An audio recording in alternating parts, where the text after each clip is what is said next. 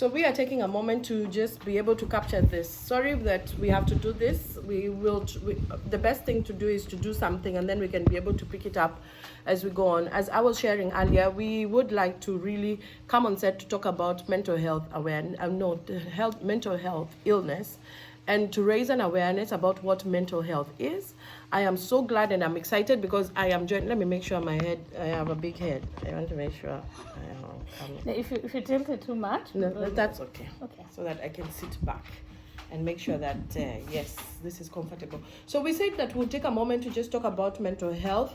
I know as a person that is there that works with people as a counselor and as a transformation catalyst, I support people to develop behaviors of success no matter what it is that you are going through, no matter the challenges that you're going through, no matter the season that you're going through. I work with a lot of people. I help people to navigate their different challenges in life. I can tell you that there's a lot that is out there when you look at dysfunctionality or the inability to be able to handle challenges. And so I thought, how better or what better way to do it or to go about it than to also engage somebody that I truly appreciate. Mwihaki Kahiga is not only becoming a fast-moving friend commodity, fast-moving, that thing, yeah? She's becoming a fast friend. Why? I appreciate the character that she carries. I appreciate who she is as a person. Me and her almost connect in terms of how the desire to help people, to support people, to become better in life. And not only that, she is in the hospitality industry. I love travel. I've told you guys before, I love traveling. I love going to places. And she was beautiful enough to have hosted us yesterday. It was her birthday. Let me tell you, can I go on record as saying, I have never seen a person that will call you to splash on you. Mwihaki called us in to with my beautiful friend Anna and Messi, who has conveniently decided she doesn't want to come on camera. But anyway, hey, at least she's here. But she was able to host us plus another couple of her other friends. And we would like to say thank you. Thank you, Sheila. Thank you for having us. Happy birthday. Thank you. Blessed birthday. Oh, thank you. New year. Oh, yeah. New year, new it's things. An exciting year. Yes. Very new exciting. year, new things, new prospects, and we get to do for her baptism. This is her christening by talking about mental health. So I'll give you a moment, Mwihaki, to just introduce yourself. I know people see you there. I just want you to tell us who you are and why it is that your being here will add value to what it is that we're discussing today. Well, I'm a hospitality manager and a property manager, but that's my 8 to 5, and that's what a lot of people have met me on. Yes. I started this journey a long time ago with, just growing into the industry, really. Yes. It wasn't a career path that I chose. It just You told happened. me you've been here for 11 years. I've worked for the same employer for the last 11 years. But obviously through the process of working for someone else and getting to do this, I also had to start looking inside to figure out who am I.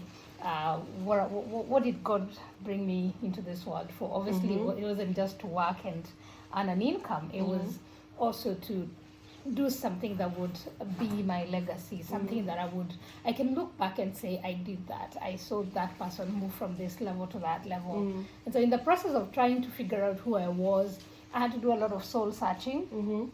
I had to take moments off the normal things in life, quiet, chilled moments to just think and figure out who I was. And in the process of it, I discovered I had something within me that a lot of people had actually mentioned. I remember when I was young, growing up in church, and I would be told, you have a great future, you're going to impact a lot of lives. It didn't make sense at that point. So thank God for the solid foundation of church and the impact and the input that we get from people that see something in us that we don't see in ourselves. I probably wouldn't have believed in myself at that point, but as I grew up, as I started looking at this journey, I discovered this thing was actually within me.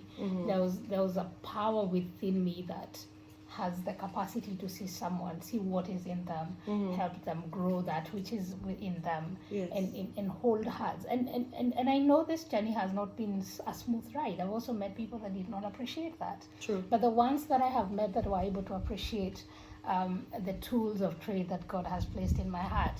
I've been able to hold their hands. I've been able to walk the journey with them. That's so and neat. I can look back and just say, yes, God, you did it. Yes. And so, it's been an exciting journey. That's Out nice. of that, then I founded an organization called Motivating the Generation. And basically what we do is we look at people from a personal perspective, and we help people grow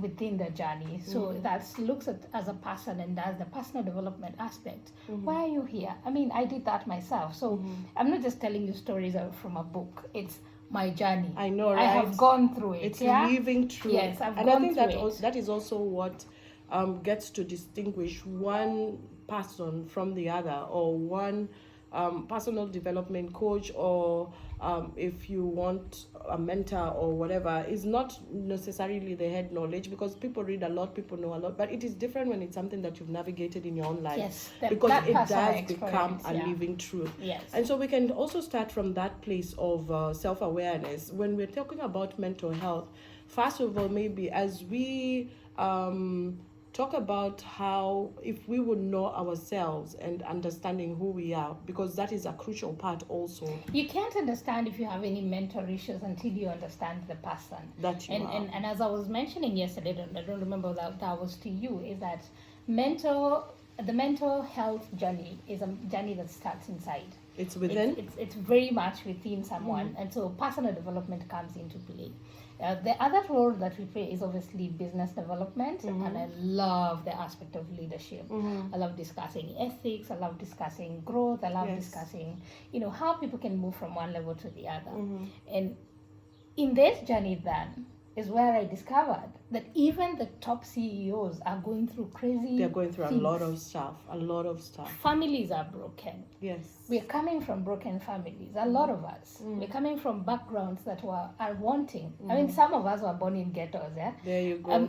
And the guys that, I do remember when I was very young, growing up in Makadara. I was born in Makadara, and then I moved from Makadara to Central Province, where I now grew up. But I do remember most of the guys that I grew up with at that young age, some of them are dead. Some True. of them are in drugs. True. Some of them have become, things that you wouldn't want to get to be. And so I thank God for my journey. But in the process, then I look at what distinguished me From from those people. So at that juncture, would we take a moment to now define what mental health is? The state and what it isn't? The state of your mind at any given time. The state of your mind, the fact that you're able to function in the right way, to think straight, to differentiate matters. And I'm not defining this as the dictionary does. We don't need to, Because which if is I why do we are the doing dictionary this. route- Which is why we are doing Yeah, this, if I do because we the- need to demystify. You see, the problem with what everybody else or what society is doing is that unless we really get to break it down to the nitty-gritty, to the very basic English or Kiswahili that is there, then we get to lose people. That's why we needed to be able to have this conversation, a very candid talk with you, to be able to come and bring it to the most basic level. So yeah, Mental Define health, you're basically referring to uzima wa akili. simple. Akili yako iko timamu. Like Iko sawa. ulipoamka this morning, did you feel okay? Or did you feel a little bit like you do not want to leave your bed? Did you feel a little bit like the world is too much for you? How is your mental health? It's the same way I wake up in the morning and, I've got a flu. Yes. We have to reach that state where we wake up and ask yourself, is my mind okay? Or am I feeling like my mind has a flu? So uzima wa Akili, wa like akili. akili Uko sawa, iko uko mzima, sawa, uko yeah? sawa. Iko sawa. Kama unasikia You know una the heo way homa I kwa feel, mwili. unajua vile unafinyanga your body unasikia Unasikia uchungu. yani kuna uchungu. Can we reach a state? And that for me is how I operate. Yes. I have reached a place where I think about my mental health, my inside, the inside of my head. I feel the way my brains are waving inside, and I ask myself, inaenda sawa leo ama iko sawa? Uko sawa ama Yeah, uko sawa? because sometimes I wake up and I'm like, I can't deal with even looking at the sunrise. That's a problem. Yes. I don't want to wake up and walk out and meet my neighbor. Why the hell do I want to meet my neighbor? That's true. And when it reaches to that, those are the basic things. are you happy to wake up? Are you thankful that you actually woke up? Excited at waking Yes. up. You need to start asking, how do I feel when I wake up? Do I feel excited for the day? Do I feel like I do not want to face anyone? Do I feel like, that's where mental health starts. Uzima wa akili ni akili yako inakuwa excited, inaangalia mambo from the right direction, right